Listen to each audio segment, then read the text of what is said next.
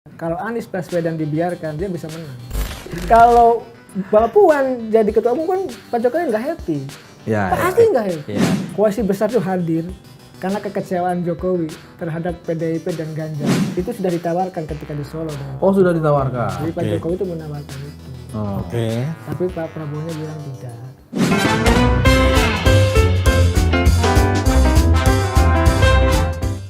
Ketemu lagi di Lanturan, obrolan ngelantur yang Semoga relevan. Kali ini Amin. setelah Lebaran kita ketemu lagi. Kali ini kedatangan tamu. Tapi minal aidin dulu Mas, minal aidin dulu. Oh, minal aidin biar kelihatan syuting. Minal aidin dulu. Bang Mustaqim. Saya ini banyak mengamati tamu yang satu ini. Orangnya kecil tapi suaranya menyelekit. Namanya Dr. Ujang Komarudin, pengamat politik dari Universitas Al-Azhar Indonesia. Kang Ujang? Siap. Nama Kang Ujang? Alhamdulillah, Pangestu, Kang Yogi. Topinya sama kayak Sama. Jodoh ini. Jodoh. Dia baru nonton film ini topi copet. Nggak, pemilu kan biasa banyak copet. Ya, jadi produser lagi-lagi masih seneng ini ngomongin soal koalisi. Ya. Jadi yang kita jadi sorotan itu kan koalisi Indonesia Bersatu ya.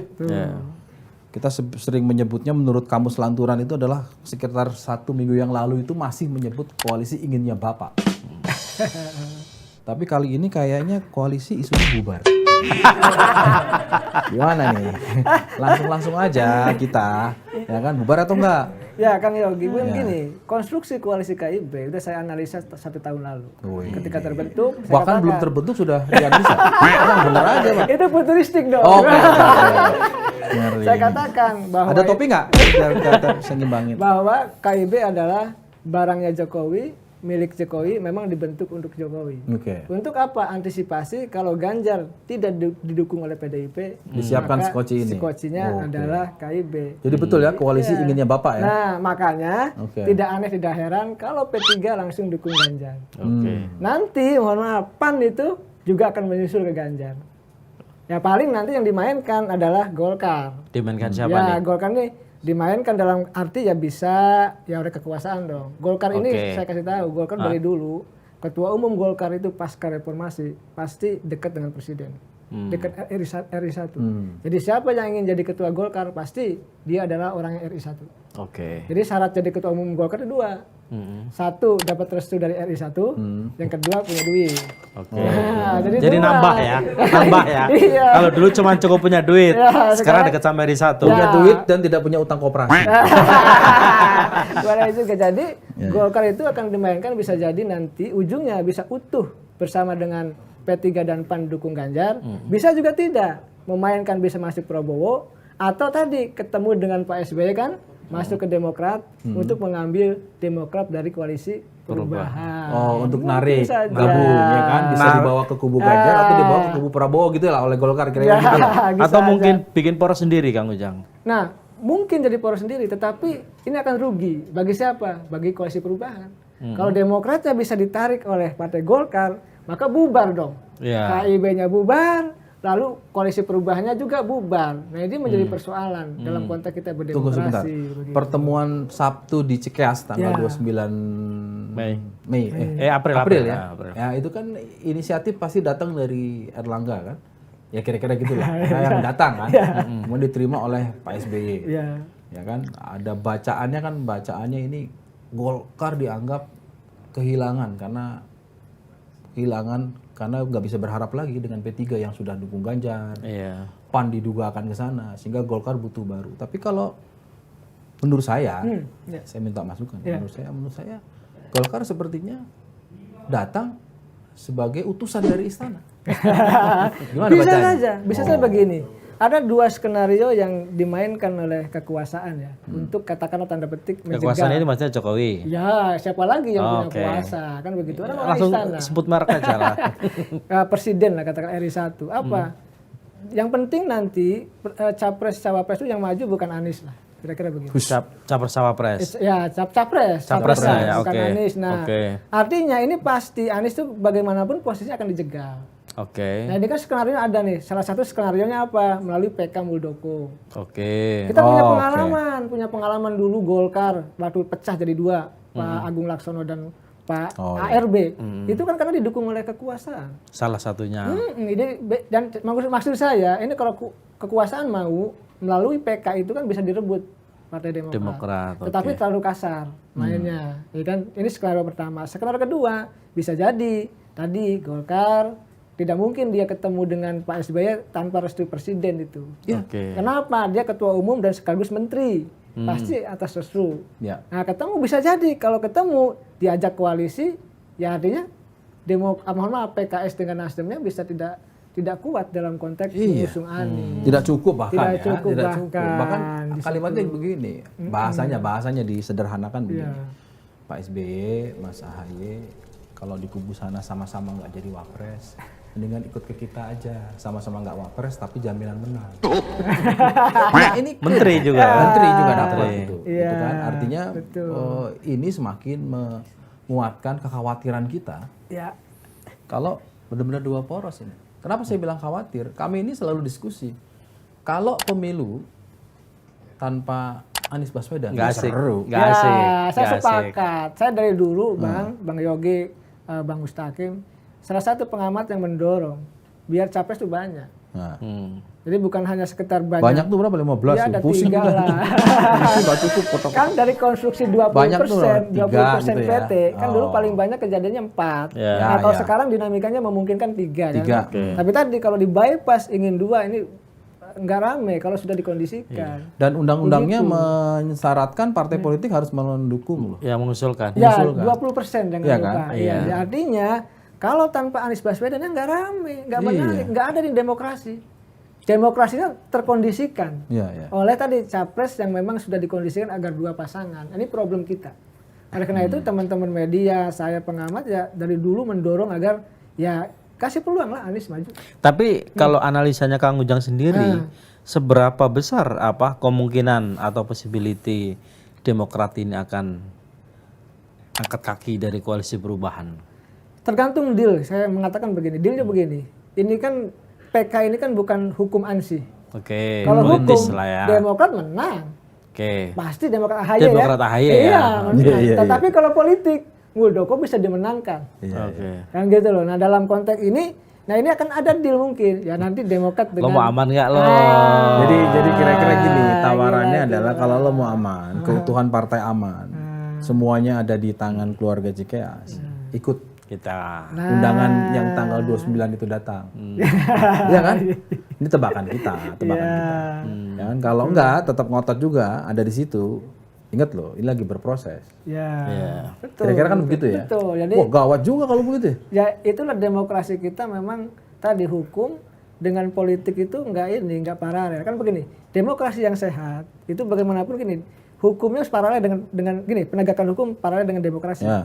Jadi kalau demokrasinya ini hukumnya nggak adil, tebang pilih, suka-suka penguasa gitu ya, memainkan hukum seenaknya, maka demokrasinya nggak sehat. Nah tadi orang mau maju dijegal. Definisi dijegal tuh begini. Kalau ada seseorang punya potensi, punya kemampuan, kemudian kemunculan dia itu kemudian dipersulit, boleh jadi itu dijegal. Artinya ditersangkakan, dikriminalisasi gitu loh. Tapi kalau soal yang terjadi sekarang, ini kan kaitannya dengan persyaratan undang-undang yang sudah ada aturan mainnya jauh sebelum ada pencalonan ini gitu. Bahwa syaratnya adalah berapa persen di kursi DPR, suara nasional, sehingga itu menjadi syarat pencalonan. Kasusnya ini kan seorang Anies Baswedan akan sangat tergantung dari komitmen 3 partai ini kan, PKS, Demokrat, dan Nasdem. Nah, politik itu kan tidak gini Bang, tidak kita hanya melihat depan layar. Oke. Di belakang layar seperti apa? Nah, ini dia tukang di belakang panggung. Gini di belakang panggung biasa berbeda dengan yang di depan. Oke. Ya kalau di depan cuma tanda tangan. Ya di belakang itu goyang-goyangan, tarik-menarik. Nah, yang dilakukan kan begini. Saya waktu itu saya gambarkan aja ya. Anies Baswedan kan dicari itu celah hukumnya di mana? Ya Formula E lah katakanlah dicari. Lalu jangan lupa ada info juga dari teman gitu. Akan dicari terkait dengan persoalan gratifikasinya gitu. Entah benar entah tidak kita tidak tahu. Tapi akan dicari. Jadi Itu skenario pertama mungkin. Jadi kalau gagal ya kan pakai skenario lain kan gitu. Tadi skenario PK, Demokrat akan diambil atau bahasanya Denny Indrayana kan dicopet gitu kan ya. Iya, dicopet. Dicopet, Saya tadi nggak kan ngomongin bahasanya, topi loh ya. dicopet. Nggak ada hubungannya loh ya, nggak ada hubungannya. Saya cuman spontan aja tadi benar-benar topi copet. Skenario kedua mungkin mencopet Partai Demokrat sehingga tadi Anies tidak bisa nyapres ya kan. Ketiga tadi bisa jadi dirayu ya, Demokrat yang dirayu. Tapi gini juga Kang Ujang, menurutku apakah kalau misalnya katakanlah ya Demokrat misalnya berpindah gitu loh. Tapi kan juga ada peluang juga partai-partai yang sebelumnya entah di KIB, entah di KIR gabung gitu loh, ke perubahan. untuk gabung ke perubahan. PKB misalnya. Kalau misalnya pada akhirnya Prabowo misalnya tidak mengajak Caimin misalnya itu jadi cawapres, apakah juga tidak akan menutup kemungkinan misalnya kalau PKB geser ke koalisi perubahan misalnya atau mungkin partai yang lain? Saya tidak yakin Bang Mustaqim. Kenapa? Mohon maaf ini ya. Ketua umum itu kan tersandar. Lebaran mohon maaf. Lahir batin. Apa-apa tenang aja kita udah lebaran nih. Ketua umum partai ini tersandar oleh kasus-kasus hukum. Oke. Jadi nggak mungkin semuanya disandar. Ini disandar begitu dia mendukung ke sini, oh ini nih nanti masuk. Tinggal dipencet tombolnya gitu ya. Nah, ini kan menjadi persoalan. Jadi saya melihat, mohon maaf, PKB ini agak sulit kalau dia harus mendukung PKS dengan Nasdem. Tadi saya lupa, Mas Yogi. Harusnya di awal sebelum kita wawancara kita harus reminder Kang Ujang. Nggak usah banyak minta maaf sekali aja. Tapi nggak apa-apa, ini ciri khasnya Kang Ujang. Jadi alasan minta maaf terus dan masih bulan Syawal. Lebaran. Minggu depan kita manggil Kang Ujang lagi, mungkin ada minta maaf lagi karena masih bulan Syawal. Oke. Ya, betul, tersandra itu sering kita bahas juga. Kalau saya melihatnya begini sih, bagaimana ya caranya kita menjelaskan? Kan politik ini kan bukan sekedar kali ini untuk generasi yang sekarang. Elit-elit lah kata yang punya target. Tapi kan untuk jangka panjang. Bagaimana kita menjelaskan bahwa sistem politik yang kita punya ini itu membuka peluang bagi siapapun yang berpotensi melalui sistem yang ada memang. Nah, bagaimana kita kalau memang seperti ini misalnya, jangan salah loh. Yang namanya euforia Anies Baswedan ini udah luar biasa di bawah. Ternyata nggak jadi calon, kan seperti apa? Kira-kira penjelasannya. Yang menjelaskan Nasdem kah? Presiden kah? Nah ini kan penting. Ya, saya sepakat Bang. Saya pernah menganalisa ke teman-teman media. Kalau Anies Baswedan dibiarkan, dia bisa menang. Bahkan saya ditelepon oleh salah satu ketua ormas dari teman-teman di Katolik. Ada telepon saya. Kebetulan saya sering jadi narasumber. Gitu. Mengatakan saya sering jalan dengan Pak Jokowi. Kan. Saya sering jalan dengan Ganjar. Saya sering jalan dengan Anies juga. Ormas itu. Dia mengatakan, ini Anies ini pertemuan di bawah, di daerah-daerah itu besar. Animo untuk mendukung Anies besar. Ya, saya sepakat dengan kesimpulan dia. Ini kalau dibiarkan ini menang. Anies saya yakin. Berarti sudah betul ya langkahnya Surya Paloh mengambil Anies itu ya. Kenapa kemudian ragu? Apa yang membuat dia ragu? Ragu karena dikerjai Bang. Bagaimana misalkan Kemeninfo dikerjai? Lalu adiknya Sari Yassin Limpo juga tersangka di Makassar sebagai direktur PDAM kalau nggak salah kan. Ini juga mohon maaf, penegakan hukum di kita ini kan menyasar kemana-mana. Itu asumsi atau? Ya kan begini Bang, saya lama Bang di politik. Saya lama kenal dengan elit, dekat dengan elit. Dan saya tahu persis, mohon maaf, konstruksi hukum kita. Mohon maaf lagi udah. Oke, lanjut. Jadi konstruksi hukum kita itu memang dimainkan untuk kepentingan politik. Jadi tidak aneh, tidak heran kalau Nasdem pun harus pasang badan jaga-jaga. Ini bagaimana kalau kita dibombardir gitu loh. Walaupun Pak Surya Paloh sendiri pernah mengatakan ke teman-teman Nasdem bocorannya gitu bahwa saya dibunuh pun gitu kan, dimasukkan penjara pun tetap dukung Anies. Bahasanya begitu. Tetapi persoalannya sekarang kan masalah kabinet pun nego-nego juga. Iya, mau diresapel itu yang keluar ruangan juga. Presiden gemeteran. Jadi ini persoalannya. Keluar. Jadi ini menjadi persoalan. Ya, gini, kan kita tuh berharap ke partai politik tuh bukan hanya saat musim-musim pemilu kemudian bisa mencalonkan, tapi dia bisa mewarnai sistem dan memperkuat sistem. Sebetulnya ketika yang dikerjakan oleh Partai Nasdem dengan awal mendeklarasikan itu kan sebenarnya contoh yang baik kan. kemudian bahwa kemudian dari pihak lain mengundang pro kontra itu kan biasa. Ya saya termasuk yang mendukung, Bang. Kenapa? Mendukung Anies? Mendukung bukan. Tadi bukan mendukung. Bukan mendukung Nasdem, bukan. Maksudnya mendukung pencalonan itu ya gini, sebagai semua pembelajaran putra-putra terbaik siapapun setuju. gitu ya, sebagai Anies untuk dicapreskan. Karena setuju. punya kualitas siapapun. Jadi dari 277 juta loh, kita kurang lebih sekarang 270 juta jiwa. Masa capresnya itu lagi 4L. Setuju saya. Bang Yogi, Bang Hakim, lo lagi. Masa orang-orang yang maksudnya pantas, Prabowo. ya bukan kan ada yang lain, enggak Prabowo juga. Pokoknya itu lagi lah ya. Jadi masa misalkan ada orang yang punya kemampuan baik gitu ya. Ya kita diberi kesempatan. Ini negara apa kan? Ya kan ada Ganjar, ada Erik, ya kan yang muncul terus belakangan ada Sandi juga. Yang saya mau tanya adalah kalau tadi Demokrat dan satu lagi Nasdem kita sudah bisa baca lah kira-kira. Meskipun agak-agak sok tahu ya, tapi kita bisa baca lah kemana nanti. Kalau PKS ini katakanlah dia konsisten, saya tetap ada di belakang Anies, kan nggak cukup suaranya. Ya kan begini, kalau PKS mendukung Anies, maka dia akan menikmati. Kotel efek. Ya, kotel efek, dia pasti menikmati kok. Jadi pasti akan total ke Anies dulu. Dukungannya. Ya, kalau tidak, tapi formal administrasinya kan nggak ya mencukupi. cari kompensasi politik dong, maharnya berapa. Dan gitu. kemungkinan besar karena secara historical dia pernah ada di Prabowo, kemungkinan balik ke Prabowo. Gimana kalau tiba-tiba dia lompat ke Prabowo tuh? Di politik tidak ada yang tidak mungkin. Ya. Asal mohon maaf berani harganya berapa gitu kan. Oke. Itu mungkin. Ini ngeri. Wani Udah Piro. mohon maaf, udah gitu THR lagi berani. Ngeri pemirsa. Loh, kita kan sebagai dosen, Ya, sebagai pengabdi memberikan pendidikan politik yang benar lah. Betul. Masa yang benar ada kita sebut B. Ya, Kan setuju. begitu. Dan mohon maaf partai politik juga jangan munafik. Gitu. Di depan panggung Kang Ujang ini ngajarin yang benar di depan panggung. Di belakang panggung beda lah. Jadi konsultan. Tapi gini Kang Ujang, saya itu kira-kira beginilah. Ya sudahlah kalau memang bagi kami.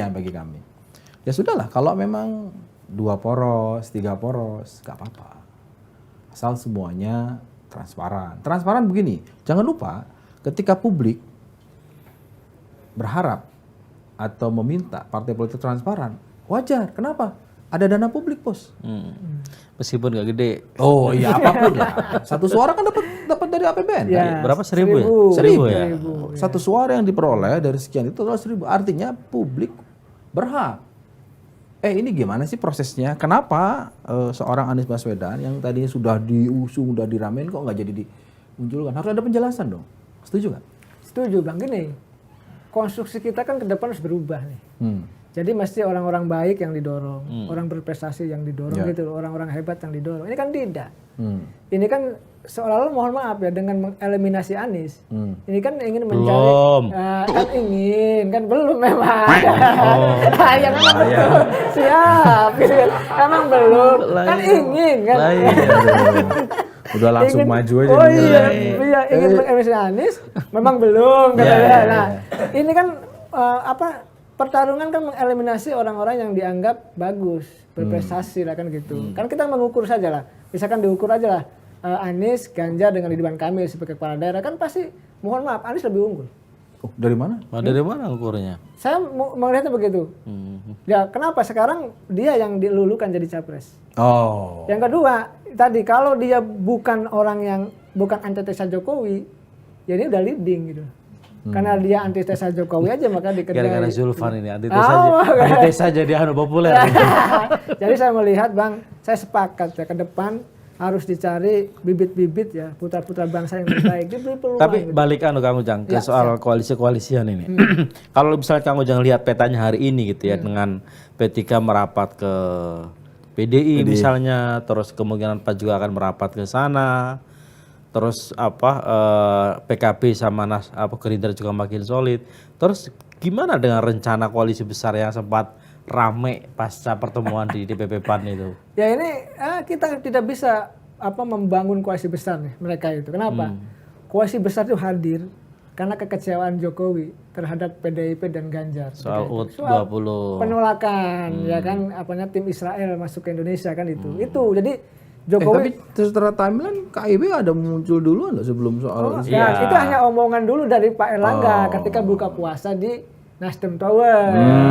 Tetapi itu kan pasti, mohon maaf ya, kalau bicara dua hal ya, ucapannya Pak Prabowo mengatakan ketika di DPP PAN, kami ini timnya Jokowi. Ya kan dikumpulkan itu karena Jokowi. Oh, dan saya ikut poros Jokowi ya, gitu. Kedua, apa namanya, Julhas. Ya orkestranya ya, pemimpin orkestranya Pak Jokowi, ini jelas. Tetapi ketika pasca Ganjar dicapreskan oleh PDIP ada berbeda. Bubar semua skema itu ya. Skema itu, makanya tadi cari hidup sendiri-sendiri. Cari hidup sendiri. Dan begini, kenapa Golkar juga masih harus ke Prabowo, nggak jelas harus ke ke Demokrat. Karena gini, ke Nasdem juga tuh. Ke Nasdem. Kalau masuk ke PDIP nggak ada ruang di situ untuk negosiasi. Golkar. Apa? Capresnya Golkar. Capresnya nggak bakal dapat. Erlangga Cawapres. Cawapresnya juga nggak bakal dapat. Ketua tim sukses juga nggak bakal dapat. Ketua relawan juga nggak bakal dapat. Nggak apa-apa kalau duitnya dapat. Nah, kalau duit pun nggak mungkin. Saya dengar ya, mohon maaf. Mohon maaf lagi. Nggak apa-apa. Saya minum dulu katanya soal di PDIP itu satu pintu. Soal sumbangan, soal donasi dari oligarki dari manapun itu satu pintu. Ini terkonfirmasi nih, Bang Yogi dan Kang Mustafa. Enggak susah. Jadi ada orang saya yang suruh masuk ke sana. Jadi nggak banyak lubang tikus lah ya. Ngeri juga nih kayak badan intelijen orang di mana-mana. Jadi lapor ke saya, lapor, Kang katanya. Ini saya mau bikin namanya Ganjar Center. Ya kan kita udah siapkan tempatnya, anggarannya, ada ketuanya, ada saya, terus ada tokohnya juga, lah tokohnya gitu kan. Itu deal dengan Ganjar. Pak Ganjar ini anggarannya sekian miliar, nggak nyanggupi. Dia gini, saya aja nggak bisa berkuasa katanya. Ini semuanya di ketua tim sukses. Sumbangan apa tim sukses, termasuk orang-orang saya juga belum tentu ini gimana nasibnya katanya, bayangkan. Jadi udah dikunci juga dalam konteks itu. Jadi dia bilang Ganjar itu ya saya paling bisa nyumbang ratusan juta lah kan. Kalau miliaran juga oligarki juga nyumbangnya nggak ke kita, nggak ke saya kata. Jadi nyumbangnya ke ya satu pintu itu. Tapi kira-kira model ini kan berlaku kan di paslon yang lain juga kan kira-kira kan? Enggak Bang, kalau di lain banyak pintu. Banyak pemain. Jadi banyak pemain sendiri-sendiri gitu ya. Iya, sekarang ini beda bagaimana, makanya relawan Jokowi mengatakan kan ini pencapresan Ganjar beda dengan pencapresan Jokowi dulu.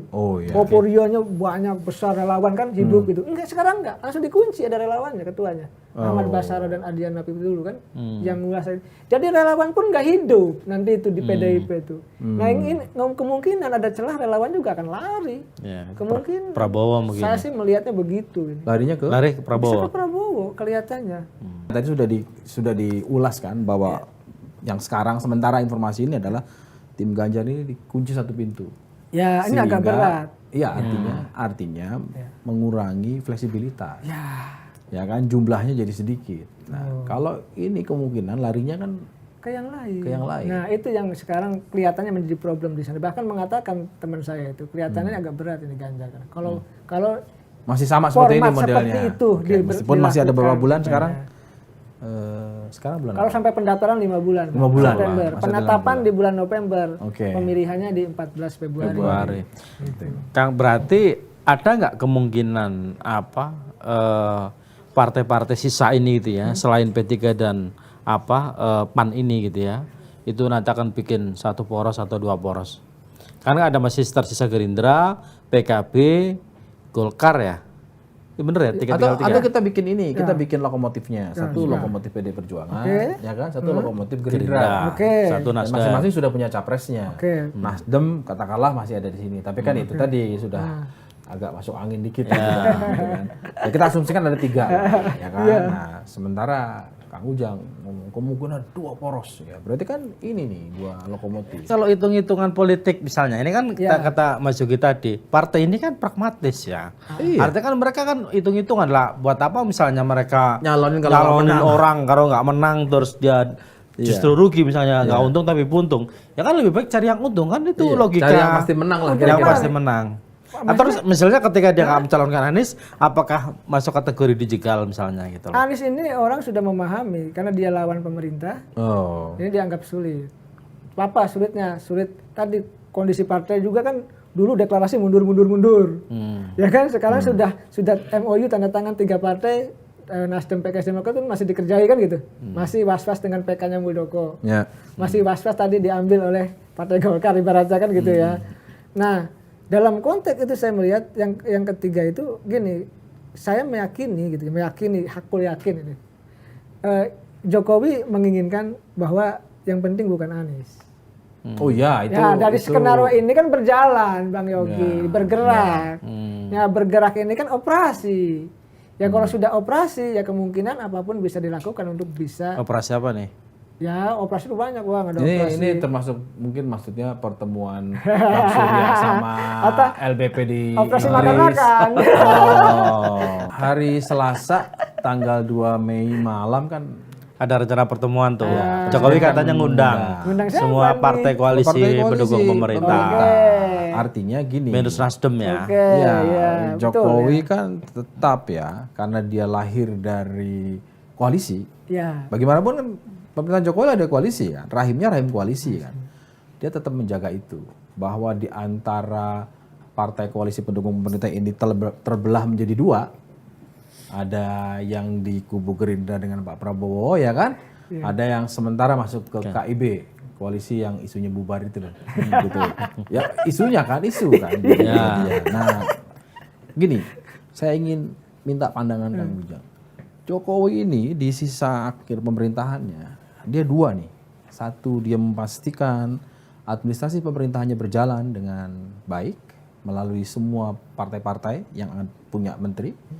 Yang kedua, dia menjaga koalisi ini sesuai dengan inginnya Bapak, ingin beliau. Koalisi yang untuk 2024 ya. Iya, 2024. Ya, saya melihatnya begitu, Bang. Karena begini Bang, di Indonesia ini siapapun mantan presiden, mohon maaf ya, pejabat negara ini, kalau sudah tidak punya jabatan, itu cenderung dikerjai orang. Ya, makanya dia butuh pengaman. Butuh pengaman dan butuh proteksi. Ya, saya baca teori Bang, di politik itu begini. Saya ibaratkannya Pak Jokowi ini. Dulu Pak Jokowi ini mohon maaf, pengusaha mebel. Kalau orang kecil nyebutnya tukang mebel. Kalau saya tukang kayu. Kalau saya nyebutnya pengusaha mebel lagi ya. Beda lain ya. Dia beda jadi, mengatribusinya. Beliau di sana lalu nggak tahu politik, masuk wali kota kan. Belajar dia ngangkat barbel. Jadi awalnya 0,5 kilo, angkat lagi. Lalu dia belajar jadi wali kota, tahu politik kan. Dia menang 2 periode kan, angkat lagi, kuat 2 kilo, terus sampai dia jadi gubernur, angkat lagi. Nah sekarang ini Jokowi punya kekuatan 10 kilo untuk mengangkat barbel. Jadi dalam konteks politik, ini ada teorinya, dalam konteks politik, dia memang sudah kuat, karena sudah punya posisi itu. Dan kekuatan ini harus digunakan untuk mengamankan dirinya ketika sudah tidak menjabat lagi. Lu bayangkan bukan hanya Jokowi lu, ada Gibran, ada Bobi. Ada Kaisang. Ya ada Kaisang yang harus juga diamankan. Ada Kang Ujang. Bahkan ini yang mohon maaf. Ya, bahkan Bang Yogi, ini agak lucu juga nih. Beda Bang, maaf ya beda. Bahkan ini lucu juga Bang Yogi dan Bang Mustaqim. Lucunya gini. Saya pernah di ini Bang Yogi sama Bang Mustaqim. Saya sama ini anchor Kompas satu pagi di Kompas TV gitu. Begini. Kang Ujang ini pengamat yang belak-belakan, yang ngomong apa adanya. Karena ya memang dari dulu saya diciptakan begitu saya bilang. Ya karena saya memposisikan. Jadi kalau belak-belakan, jadi dukung siapa nih? Ya kita ikut Kompas aja. Loh, kita nggak boleh dukung. Media harus netral. Saya Bang pengamat. Ya posisi netral. Kalau mau memihak, saya harus memihak. Atau apa jadi jubir. Misalkan jubir Ganjar, jubir Prabowo atau jubir Anies gitu. Sebelum soal jubir dan nanti ditutup, penasaran nih, saya mau mendalami dulu tadi. Kemungkinan Prabowo Anies. Kalau melihat begini. Mungkin. Gimana? Dari mana? Rasionalisasinya gimana? Tadi saya ketemu orang Gerindra juga. Dia sudah baca kalkulasi. Yang di Bendungan Hilir itu. Iya. Jadi artinya ini berangkat dari perspektif bahwa Prabowo pun nggak harus menang. Sehingga faktor-faktor cawapres juga ya begini aja hitungannya dengan Cak Imin berat. Ya hitungan Prabowo kan. Dengan beratnya kenapa tuh? Ya mungkin begitu dengan Cak Imin akan dikerjai persoalan hukum. Mungkin ya kan. Jadi, ada black dot lah. Wah ini berat lagi nih, repot. Lalu dengan Airlangga gitu ya agak berat. Selain elektabilitas Airlangga kecil, ya tadi ya ada juga mungkin permintaan permohonan gitu ya. Ya dana mahar dana kampanye yang tinggi kurang pate lah tidak kira-kira disanggupi oleh Erlangga gitu kan, ini berat juga. Dan tahu juga kalau Prabowo dengan Erlangga dipasangkan ini ikut skenario orang lain. Oke. Jadi kan ikut skenario orang lain, masa Prabowo ikut skenario orang lain? Kemungkinan besar kalahnya juga tinggi. Ya. Gitu loh. Jadi dengan Hovifah itu nggak mungkin. Karena? Kenapa nggak mungkin? Saya dapat bocoran juga. Ini ada proposal dari Gerindra ke Bu Hovifah. Ini kita bocorkan ya. Ada proposal mengajukan ke Bu Hovifah itu. Kalau nggak dicek pasti nggak ada datanya. Ini penting. Jadi Bu Hovifah nanti ditawari jadi cawapresnya Prabowo. Mau nggak? Satu. Atau kalau mau nyalon apa namanya? Capres. Pilkada lagi gitu 2 kali. Ya kita siapkan biaya. Ya pokoknya Bu. Atau kalau mau jadi menteri pun pilih portofolio mana. Atau nanti kalau keempat mau jadi ketua tim sukses kita siapkan ketua loh. Jawabannya apa Bu Hovifah? Saya tergantung Pak Lurah. Artinya kalau kata Pak Lurahnya nggak ke Prabowo kan enggak lah. Iya, betul. Gitu. Nah, apalagi ke Anies nggak mungkin kan gitu. Cocok. Jadi kira-kira Pak Lurah arahnya kemana nih? Ya ini yang membaca arah politik Pak Lurah ngeri-ngeri sedap ini. Artinya dia sedang melihat situasi begini. Saya melihat konstruksinya. Di PDIP kan Pak Jokowi juga agak kurang nyaman. Ya, karena bukan dia Ya, motornya. tidak bagaimana Pak Jokowi lagi di Solo dipanggil untuk menghadiri pencapresan Ganjar. Lalu pertarungan 3 periode kan, pertarungan di kabinet, pokoknya banyak lah. Persoalan PDI nggak clear ini. Jadi Pak Jokowi itu sebenarnya yang saya baca nih, sebenarnya pergantian kepemimpinan PDIP nanti dari Megawati ke Puan itu Udah sebenarnya yakin banget gantinya Puan. wah iya. Kenapa? Kompensasi nggak jadi capres sama jadi ketua. Jadi apa? Bener berarti ya, singkatan PDIP itu apa Mas? Apa nih? Partai dipimpin ibu dan putri. boleh. Itu ada itu kamus Boleh, kita lanturan. bisa merifer nih. Iya. Kamus baru nih dari Oke, Kompas. lanjut. Jangan dari rumah, lanturan. Lanturan. Ya. Mohon maaf, lanjut. Nah, saya melihat gitu. Ini persatuan penggemar topi copet. Mohon maaf, lanjutkan ya. lanjut. Jadi kalau Mbak Puan jadi ketua umum kan Pak Jokowi nggak happy. Pasti nggak happy. Banyak akan masalah persoalan. Jadi perlu juga aliansi baru juga Pak Jokowi untuk mengimbangi ini. Oleh karena itu saya tidak tahu apakah tekanan Megawati, tekanan PDIP ke Jokowi itu ampuh gitu kan? Apakah nanti Jokowi main 2 kaki? Kita lihat ke depan, pasti begitu. Menurut Kang Ujang berarti artinya bisa jadi sebenarnya Jokowi lebih happy ke Prabowo dibanding ke Ganjar seperti itu. Dulu memang skenarionya kan ke Ganjar. Oke, sekarang? Sekarang ini agak repot. Tadi kita di ruang di PDIP-nya dikunci ya. Pak Jokowi juga tidak punya peran. Nggak punya peran. Oke, kalau tadi sudah pakai formulasi Prabowo Anies. Kalau sekarang formulasi Ganjar Prabowo mungkin nggak?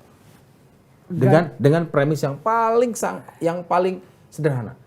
Menhan aja mau, masa wapres nggak mau? Ya, tapi sudah terkonfirmasi tadi saya dengan teman-teman Gerindra itu bilang itu sudah ditawarkan ketika di Solo dengan sudah ditawarkan. Jadi Pak Jokowi itu menawarkan itu. Tapi Pak Prabowo-nya bilang tidak. Oh, jadi Prabowo jadi udah sudah ditawari. Konfirmasi ya? Iya, jadi tidak ya kan. Waktu lebaran pertama itu Yang lebaran kemarin itu ya, berarti ya. yang kemarin yang makan. sholatnya sama Ganjar ketemu makannya sama Prabowo kan gitu. Itu terkonfirmasi di situ tidak. Jadi intinya sudah terucap ditawarkan. Ya, ditawarkan bagaimana memungkinkan kan jadi ini Prabowo tidak. Tetap maju pengen nomor 1. Sudah ditawarkan. Tidak tahu apakah nanti ada negosiasi kembali, kita tidak tahu kan. Hari itu pas lebaran masih ditolak tapi gitu kan. Hari ini Pak Prabowo kelihatannya tetap akan maju gitu Tapi tadi skenario atau skema Ganjar Prabowo itu sudah ditawarkan oleh dan Prabowo nggak mau. Ya, sejauh ini ditolak. Ya karena gini, dengan kalau Ganjar Prabowo kan skema Jokowinya masuk. Ya. Skema PDIP-nya nggak masuk gitu. Iya, betul. Itu Jalan tengah. Tapi kan Prabowo nggak mau. Prabowo tetap bahwa ya punya partai besar gitu kan, tetap jadi sesuai dengan jalurnya bahwa dia dicalonkan sebagai capres oleh Partai Gerindra kan. Tapi ngomong-ngomong kita dari tadi membahas ini kita sudah sadar betul kan bahwa sebenarnya baik yang menang itu Prabowo ataupun Ganjar misalnya katakanlah cuma 2 poros, ya emang dua-duanya sudah dalam skenario Jokowi kan. Ya kan kalau kita menyebutnya Bang Yogi, Bang Musakim all Jokowi's man. Atau all President's man kan begitu. Ya. Tapi kan Ganjar sekarang lebih dekat ke PDI dibanding ke Jokowi sebenarnya kan. Ya tetap akan dua-duanya dekat. Karena ke PDIP sebagai kader partai, ke Jokowi dia sebagai presiden. Hari ini gitu. nantinya. Nah kalau nanti kan begini, ini peta tuh berubah-ubah Bang. Kan Ganjar sekarang tunduk tadi dikunci kan.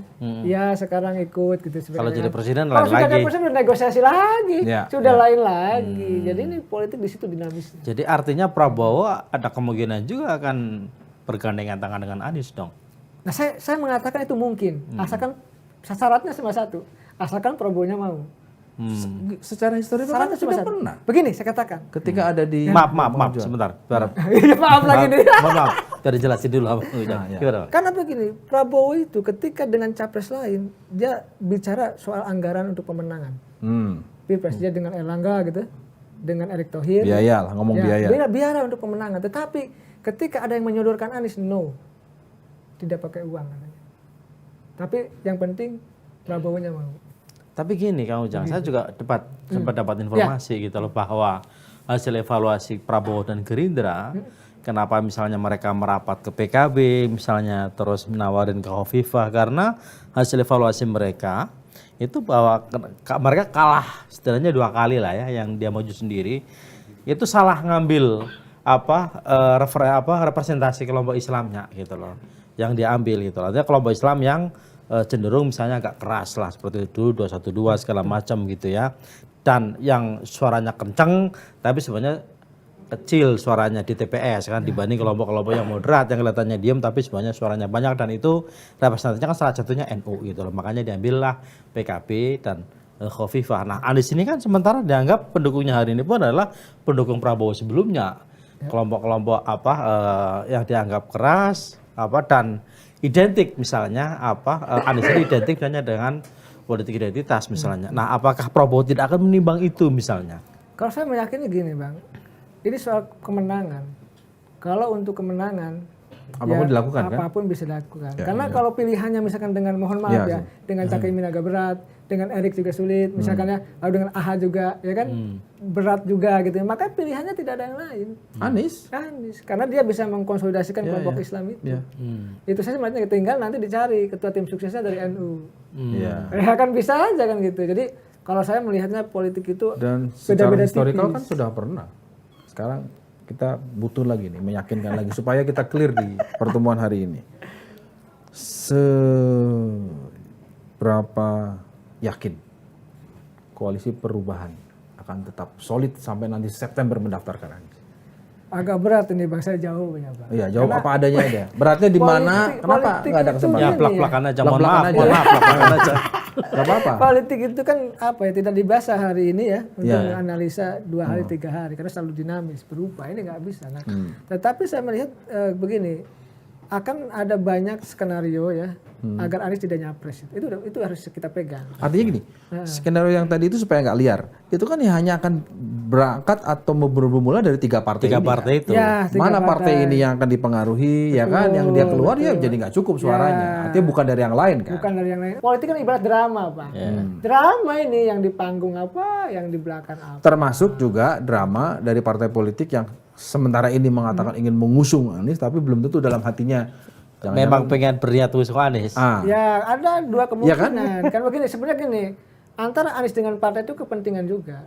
Kenapa partai itu misalkan kayak Nasdem mengusung Anies? Ya kepentingannya tidak ada kader yang bisa dicapreskan.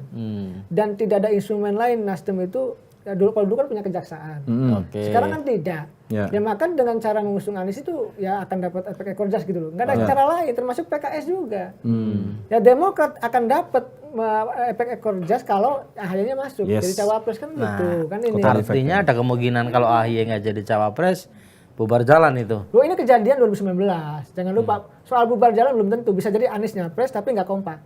Contoh Prabowo dengan Sandi. Awalnya kan Prabowo akan disangkakan dengan AHY. Kan ribut tuh. Jenderal Kardus itu. Jenderal Kardus. Ya ribut ya, ribut akhirnya apa? Karena akhirnya yang jadi Sandi. Nah, itu kan pengalaman. Akhirnya apa? Demokratnya nggak total. Demokratnya ngurus pileg aja, nggak ngurus pilpres gitu. Bahkan cuma syarat administrasi aja kan. Gitu. Ini kan artinya bisa jadi oke lah.